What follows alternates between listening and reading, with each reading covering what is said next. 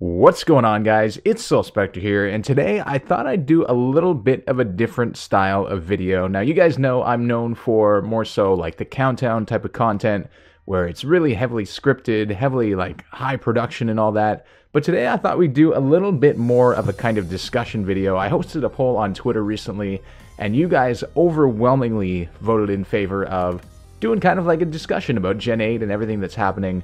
And you know what? I'm excited, so I said, you know what, we'll do it, and the voting ended up at like 89% said yes, so it's here, guys, it's here. So today we're going to do a little bit more of a speculation-based video, and it's going to be basically about what I think is going to happen in the new games, Pokemon Sword and Pokemon Shield. It's a lot of fun to do kind of speculation videos, and I find that these types of discussion videos allow me to kind of communicate with you guys a little bit more, and we can kind of, you know, build up theories together, as opposed to me just, you know, sending content out your way. I'm sure once Pokemon Sword and Shield do come out, I will definitely be doing more kind of countdown style videos. But as of now, everybody's hyped, everybody's ready to go. So I thought I'd bring you a theory that I have about Sword and Shield today. Oh man, this theory is interesting. It has to do with the Kalos region and why I think that Kalos is actually going to be featured in Pokemon Sword and Shield. I think it's going to be kind of like a post-game region. And at first, I had a little bit of a sense when I first saw the Sword and Shield trailer. I was kind of like, you know what? This has a little bit of a Kalos feel to it. I saw some pieces of evidence here and there where I'm like, you know what? This could be a possibility.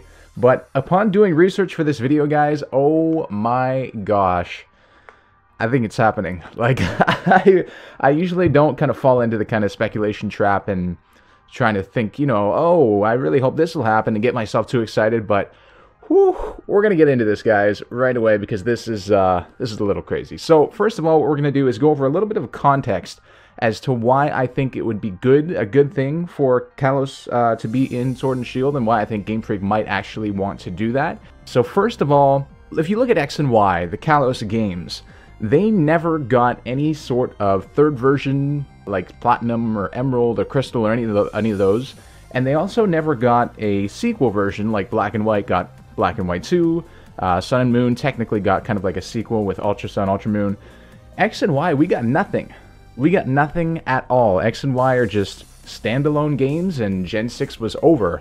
And there are a lot of unanswered questions about Gen 6 in general, like the Kalos War that we heard about, Zygarde, the mythical Pokemon. There are certain in-game events that never got answered. So there's a lot of stuff that we were just, you know, never answered, and we were expecting that, you know, obviously Pokemon Z version or Z version would come out, but that never happened. So that's one big piece of evidence why I think, you know, why not revisit Kalos at some point and answer all these unanswered questions and give us sort of a third version that we always get every single generation.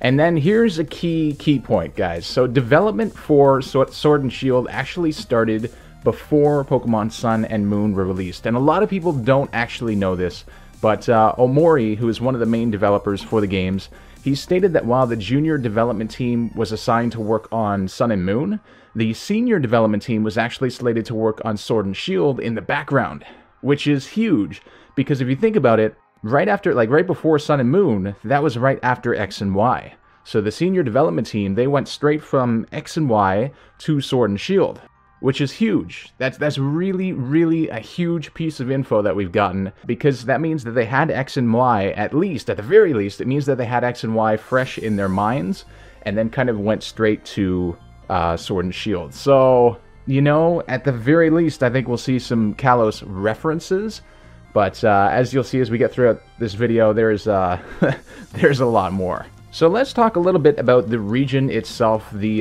Galar region, which is the region in which Pokemon Sword and Shield are going to take place, and kind of its relation to Kalos in the lore of the games. So first, let's take a look at the regions themselves for a second. Of course, we've got Sword and Shield, we've got Galar. The Galar region itself, it kind of looks like a sword, if you look at it. It's kind of sword-shaped, which is pretty interesting, but that's not enough to, oh my god, wait. Okay. Kalos looks like a shield. Anyway, let's get a bit serious here. I mean, that is kind of cool, but let's get serious. So we know that the Kalos region was based off of France, and we're 99% sure that the Galar region, I keep wanting to say Galar, I don't know why, the Galar region is based off of the United Kingdom. And if you look geographically in the real world, we've of course got the United Kingdom, which is right north of France. And what's interesting is that trains are featured very heavily across the region if you look at the Galar map. And if you look historically, trains have been a big part of the franchise. And trains, of course, linked the Kanto and Johto regions from Saffron to Goldenrod. And that was actually how we got to travel back to Kanto in Gold and Silver. So definitely an interesting piece of information. But if you look here, guys, this is one of the first things that I noticed when we saw the new trailer.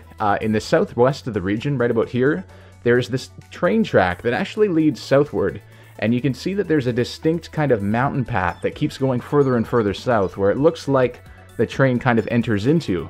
And if you take the Kalos map and look here, right where there are some clouds, just like at the bottom of the Galar region map, if you'll notice, there's actually a distinct mountain ridge that keeps going along the eastern side of the map, and also this river line here looks like it lines up pretty well. And guess what? The easternmost town in Kalos is called Kuraway Town, which, yep, you guessed it, it has a train station, which is pretty crazy. And there's also a train in Lumios, which is based on Paris, and that actually never appears if you go to the top train track. There's kind of like this mystery train that a lot of people have speculated in the past that it could lead to another region. And now, look at this, we're getting Galar with all these train tracks. I don't know, could be a huge coincidence, but apparently there is a train that goes from London to Paris in real life, so who knows. But back to Kuraway Town. Kuraway Town actually has the same background music as another town in Kalos, Camphrier Town. And Camphrier Town's description says, "This ancient town was once famous for the long-neglected manor home of a noble family." And that noble family was said to reside in the castle which exists in the center of the town. And you tell me, which country is known for its noble family that lives in a castle? The UK, of course. Not only that, but some of the exact tourists who are found in Kuraway Town can actually be found in the hotel in Camphrier on different days. So we got the train tracks that seem to lead to a different region. We've got this town that is known for its noble family and its castle that has the exact same background music as the town with the train tracks. It's pretty coincidental. And right beside Kuraway Town at the edge of the region is, of course, Terminus Cave, which translated directly from Japanese is known as the End Cave. And it looks like it might symbolize the end of the region, because that's exactly where Kalos kind of ends on the eastern side. And maybe a new region begins after that, which is everything kind of lines up towards that.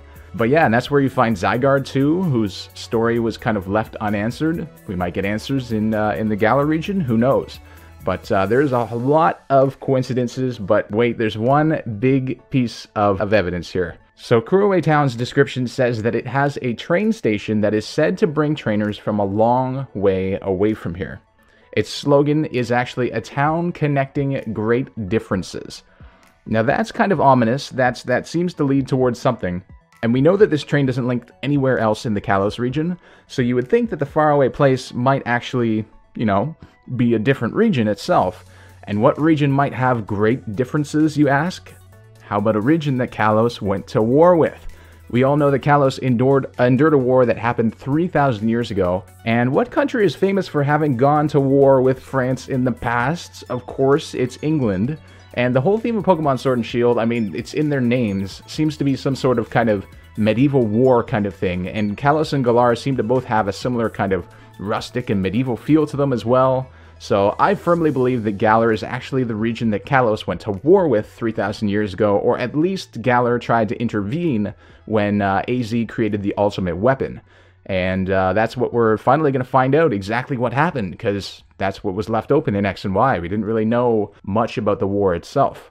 There's also another big piece of evidence towards this, the introduction of Meltan and Melmetal, two brand new Pokemon that were introduced pretty much right before Gen 8 was released, something which is really weird if you look at the history of the Pokemon franchise. And Melmetal was suddenly and unexpectedly introduced kind of between Gen 7 and 8. And its Pokedex entry says, look, listen to this, guys. Revered long ago for its capacity to create iron from nothing. For some reason, it has come back to life after 3,000 years. The entry literally says specifically this Pokemon has come back to life after 3,000 years. Exactly 3,000 years, just when the Kalos War occurred. I mean, come on, we don't know any other event in Pokemon history that references 3,000 years ago, so this is way, way too coincidental. Also, its capacity to create iron from nothing, I can't help but feel that that was the Pokemon that was used to help in the construction of the ultimate weapon. That could perhaps be what Melmetal is, but I think, at the very least, we're going to find out what Meltan and Melmetal actually have to do with any of the games, because they just kind of came out of nowhere, and they seem to reference the Kalos War. There's so much here. There's so much here. So, yeah, perhaps the ultimate weapon was actually used on both Galar and Kalos, which is why much of both of the regions look kind of so old and archaic relative to other regions. Maybe they had to rebuild all their industries. That's one of the things that the trailer talks about for Sword and Shield. But yeah, there's a lot of things that line up from Kuraway Town to Camphor Town to Lumios, the train tracks. The maps even seem to line up. The history of the UK and France lines up. Melmetal's introduction suddenly. There are a lot of things that kind of are linked together. But there are a couple other random little pieces of evidence that we can talk about. The first being the wind vane. If you look in the trailer, it looks like there's a fletchling on the farm. And that's not, that's not straight up evidence for anything. But it seems to be weird that one of the main scenes in the trailer was just a reference to a Gen 6 Pokemon. Very coincidental for sure. And then we can also look at Aegislash, guys. Aegislash is the only Pokemon that I can think of that is distinctly represented by a sword and shield, or distinctly represents a sword and shield kind of theme. Of course, these games being named Sword and Shield, I don't know, that's something. It's worthy of consideration. And then if you think back to all the characters in the Pokemon universe, you can't really think of one that has a kind of, medieval kind of theme with weapons, a sword and shield, except for Wickstrom, who is a Kalos Elite Four member. And yeah, he looks like an actual knight. And if you beat him in the Battle Chateau at the end of the game, he says the following: "Do accept this token of my regard. Long has this treasure been held by the esteemed knights of my family." So this guy has a massive, long lineage of knights, apparently. And we're talking about these kind of medieval-themed games. We're talking about swords. We're talking about shields. And it's just so coincidental that both Aegislash and Wickstrom come from the same generation and seem to be the closest Pokemon and trainer, respectively, that link up to the whole theme of Sword and Shield. Very, very interesting. And then a couple other things, guys. We have the cave similarities between this cave from Kalos and this cave from Galar. There are also some other kind of similar-looking places. Perhaps these are caves that go through the mountains that seem to link up the two regions. Who knows, but there are some regional similarities that just, they stand out. They definitely stand out. Aside from that, guys, I guess there's one last thing, just being that if they started this game right after X and Y, it's been in development for over 5 years, and I get that they're trying to, switch from a handheld console to a home console. Could be a big project. Definitely would inevitably be a big project. But 5 years for development, or perhaps over 5 years, and to have the same kind of sprites, if you look at them, as X and Y, we're still with those same models. I know people are saying that it would be very, very difficult to create new models, but just the timing with the development coming right after X and Y, and us never getting a third version, and they actually created the game right when we would have gotten the third version. It's a lot of things line up. If you look at all this stuff at once, guys, it's pretty crazy. I think we're going to Kalos in post-game, or something's happening with Kalos in these games, guys. There are too many things that link right up. And the Melmetal introduction, saying 3,000 years exactly, oh man. I'm kind of excited. I am kind of excited because X and Y never got closure. That's how I feel. X and Y never got proper closure. We never figured out what happened. And I think this is the perfect opportunity. If they don't do this, I think it's a huge missed opportunity. But they had 5 years to develop this game. I think that's long enough to have those two regions. And the Switch is obviously a massive, massive console, which is much more capable of kind of doing something like this than past consoles have been. Even though they did it with the Game Boy Color, of course, with Silver, Gold, and Crystal. I think it might happen again, guys. I think we might be going to two regions. But you guys let me know your thoughts and any other pieces of evidence that you can think of. This is all the research I was able to do. I hope you guys enjoyed this style of video. Definitely different from my usual videos. If you did, be sure to leave a like and subscribe if you haven't already. And yeah, guys, comment your thoughts down below. But yeah, I think that's all I have for this discussion video, guys. A little bit of speculation with some evidence attached. I think it's looking pretty likely. I will see you guys in the next discussion video when we talk about something else Gen 8 related. See you guys then.